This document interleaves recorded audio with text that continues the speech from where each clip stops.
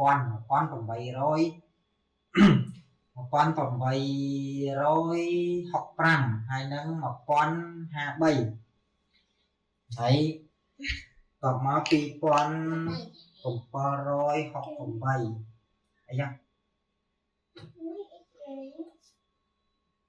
តែឆក់មែន8ដកនឹង1245អមមិន យ៉ាទៅ នេះបងណៃ តោះចាប់ដើម ឆក់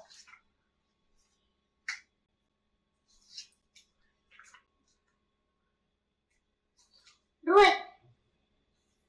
71801អូខេ3 7 5 1អូខេវារៀងគឺតាស់យើងមកទេអញ្ចឹងមានន័យថាដកធម្មតាក៏អាចចេះហើយនៅដកមិន ដកចែក ដកចៃ ដកចែក យ៉ាង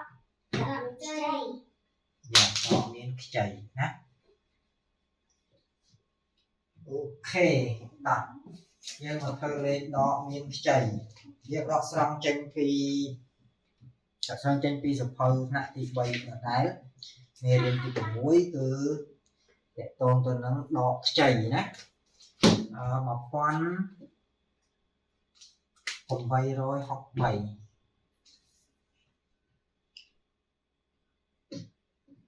ដកនឹង48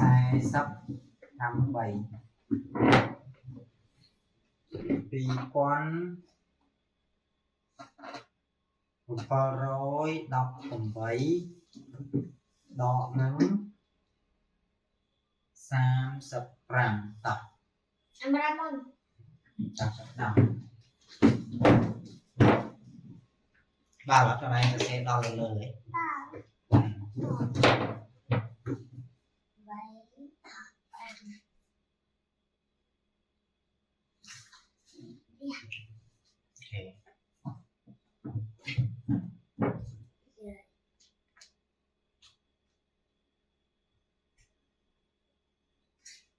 ហ្នឹងបាន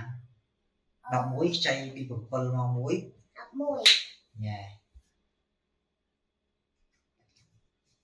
11 13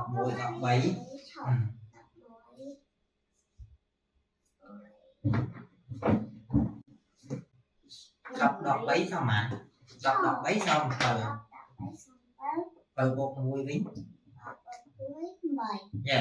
អញ្ចឹងលឿនឃើញទេអញ្ចឹងលឿនណា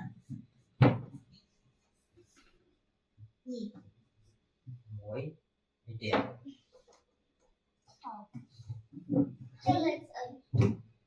ពីរមានអីដកញ៉ែអត់ឃើញមិនញ៉ែនេះលើកមកទៀត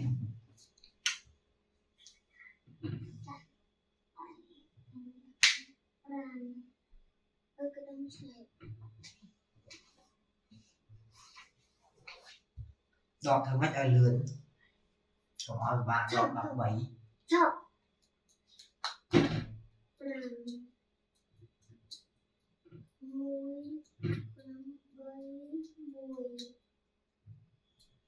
Yes very good